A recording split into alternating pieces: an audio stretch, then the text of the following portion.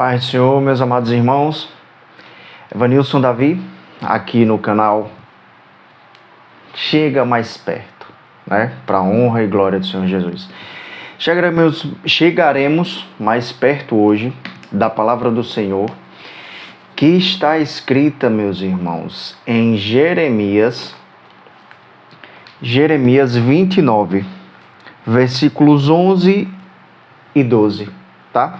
Está escrito dessa forma: eu é que sei que pensamentos tenho a respeito de vocês, diz o Senhor.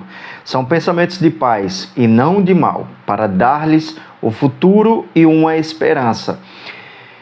Então vocês me invocarão e se aproximarão de mim em oração, e eu vos ouvirei. É um tema interessante, né? Em outras traduções, ele fala: eu que sei que tenho pensamentos de paz a vosso respeito e que vou fazer e que vou dar o fim que vocês desejam. Em outras traduções ele fala isso, a Bíblia nos diz isso, tá? Antes de iniciarmos, agradecimento e uma breve oração a Deus. Senhor, amado Pai, que o Senhor nos leve ao entendimento que deseja, Pai, que o Senhor faça dos nossos corações fervorosos diante da Tua presença, que o Senhor faça com que entendamos a Tua mensagem de esperança dentro dos nossos corações, Pai. E que não venhamos a desfalecer, a nos entristecer com as provas, com as provações, mas que pelo contrário, Pai, que a gente se alegre, porque sabemos que estamos diante da Tua presença em todas as situações e que a Tua esperança tome nosso ser. Em nome de Jesus. Não dá. Meus irmãos, vejam só, Deus nos traz uma mensagem de esperança. Tenha esperança, né? A camisa, para combinar. Ele nos traz uma mensagem de esperança. E o que seria esperança, Evanilson? O que é esperança? Esperar, em parte sim. Esperança significa esperar. Esperar com o sentimento de que uma coisa positiva, de que uma coisa boa vai acontecer. Que coisa positiva é essa? Que coisa boa é essa? Aquela promessa que ele te fez. Não lembra que ele disse a você que tudo vai ficar bem, que tudo vai se resolver, que ele está à frente de todas as coisas? Ele te disse isso, não falou?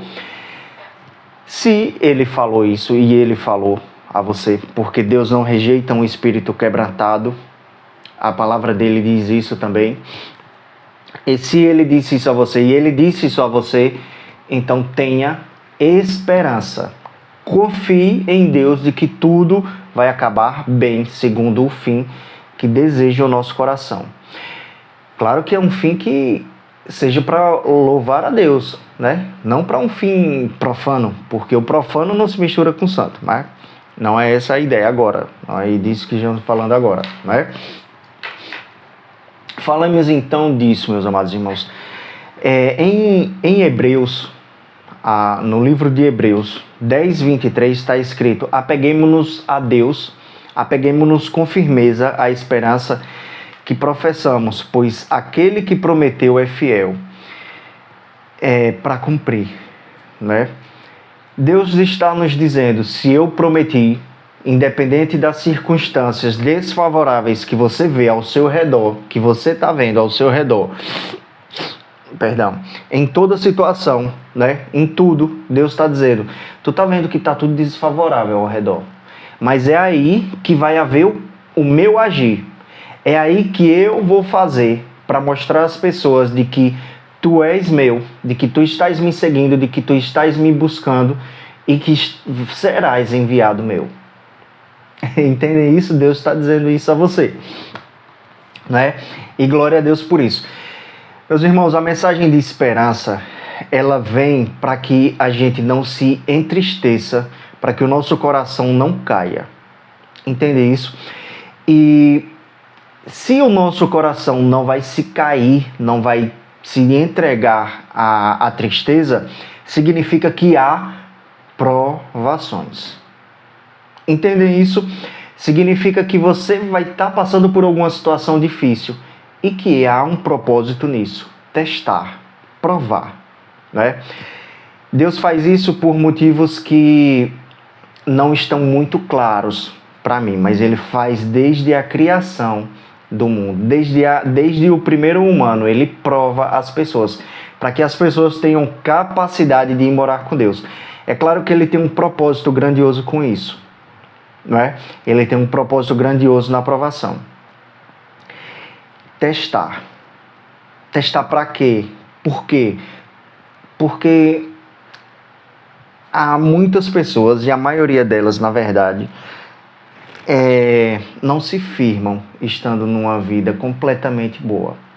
Ou não se firmam antes de provar de que, recebendo tudo aquilo que deseja, de que tendo todas aquelas coisas do seu coração ali, ele não vai se desviar e abandonar a Deus. Entende? Porque nós temos uma tendência de abandonar a Deus quando estamos bem. Nós temos essa tendência. Todo mundo tem essa tendência. A maioria das pessoas tem. Então, antes de provar, antes de entregar as grandes bênçãos, aquilo que nós pedimos a Deus e aquilo que Ele tem projetado para a gente, Ele prova você. Entende isso? Eu quero ter certeza de que você não vai cair, de que você não vai se desviar quando estiver bem na sua vida. Deus prova, Deus nos prova. E quanto maior a prova, maior é a bênção a ser recebida, maior é a entrega, né? Prova maior, galardão maior. O que nós podemos citar como aquilo que vamos receber de maior após a nossa aprovação é a nossa salvação. Entendem? Porque só há dois caminhos, só haverá céu e inferno. E ponto. Só haverá isso. E aí, é claro que nós vamos para o céu, que nós desejamos ir para o céu. Então, precisamos ser provados antes de ir para o céu. Antes de estar com Deus e viver com Ele. E fazer o que Ele disser para fazermos, né? Para isso, temos que ter o quê? Esperança e confiar na palavra dEle. Quando tudo ao nosso redor não tem solução, não vai acontecer nada, você não vê uma possibilidadezinha de que possa te ajudar, uma mínima possibilidade, então é aí onde Ele vai fazer, é aí onde Deus vai fazer, é aí onde Ele está dizendo, no versículo 12, que buscaremos e Ele nos ouvirá, né? Então vocês me invocarão e se aproximarão de mim em oração e eu os ouvirei. Meus amados, há uma coisa grandiosa em servir a Deus. Servir a Deus é passar pelos processos, é receber as bênçãos de Deus aqui na terra e receber também as bênçãos de Deus lá no céu, né? E nós precisamos estar firmes em todas as provações, estar firmes em tudo que nos cabe aqui dentro. Servir a Deus, buscar Ele e permanecer nele, tá? A Bíblia não nos promete de que nos daria apenas coisas boas nessa terra. Deus não promete isso não, tá? Que vai dar, sim, com certeza. E isso Ele promete. Vocês terão coisas boas, vocês viverão bem. Com certeza Ele promete. Mas também fala, Ele também diz que passaremos por dificuldades. Passaremos por dias maus, como diz aquela música africana, né? Nos dias maus Deus também está lá. Ele promete todas essas coisas. Entendem isso? Uma coisa que eu tenho visto desde que me converti aos 16 anos, não passei até hoje convertido, eu fui desviado, né? Vim me reconciliar com Deus há menos de 3 anos atrás. Uma coisa que eu tenho visto é de que as pessoas que obedecem a Deus em todas as coisas, em todos os seus estatutos, em todos os seus mandamentos ali, elas têm melhores vida. Elas vivem mais alegres, elas vivem mais contentes. Eu tenho visto isso. E as pessoas que entregaram suas vidas a Deus, ou que ainda não, mas que Deus tem um propósito, e não obedecem a Deus, têm uma vida mais difícil. Passam por consequências, sofrem as consequências dos seus atos de forma mais grave. Entendeu? Eu tenho visto isso de forma empírica, né? Não é a Bíblia que nos mostra assim de forma clara assim, mas ela nos mostra através de muitos exemplos. Quais exemplos? Vamos para Abraão. Abraão tinha uma promessa de que seria pai de nações, né? Para ser pai de nações, ele tem que ser pai, literalmente. Ele tinha que ter filhos, entendem? E Sara, a esposa dele, era infértil. Então ele não poderia ter filhos, humanamente falando.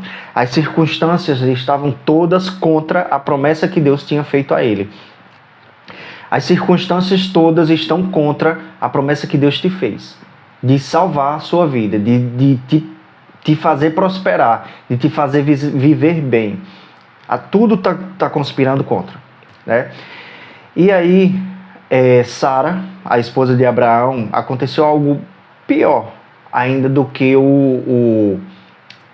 a infertilidade. Ela envelheceu. Envelheceu e disse para Abraão, né? Eu disse, olha, não tenho mais condições. Você vê, tudo aqui está contra. Não tem condições de Deus cumprir a promessa que Ele te fez através de mim. Então, deita-te com minha concubina, Agar, era o nome dela. E aí tem filho, para que tu possa receber a promessa que Deus te fez. Não teve a esperança suficiente. Mesmo com tudo mostrando que está contra você, que está contra a promessa que Deus fez, mantenha a sua esperança, tá? E aí Abraão fez isso, teve um filho com Agar. O filho que Abraão gerou com ela chamou-se Ismael. Ismael, estudiosos mostram que hoje ele é daqueles povos violentos, o Irã, Palestina, Turquia, daquela região toda é descendência de Ismael. O islamismo é descendência de Ismael. Aquele pessoal violento, inimigo de quem? De Israel. Do Estado de Israel hoje, inimigo de Israel, né? E aí, Abraão não teve paciência de esperar a promessa que Deus fez, tudo conspirava de verdade contra a promessa que Deus fez, e fez isso, né? No entanto, Deus cumpriu com a sua palavra.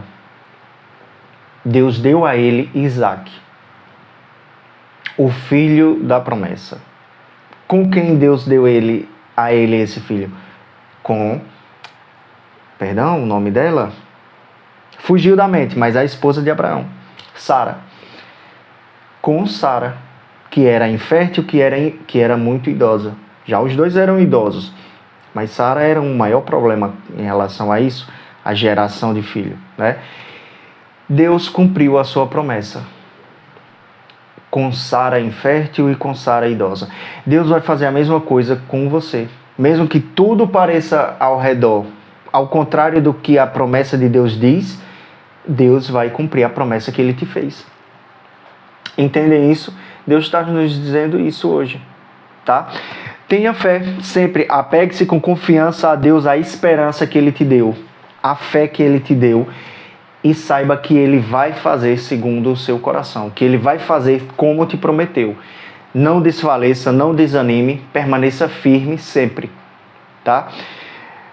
Meus irmãos, a palavra que o Senhor quis nos trazer hoje, quis nos dizer foi essa: tenha esperança, tenha fé.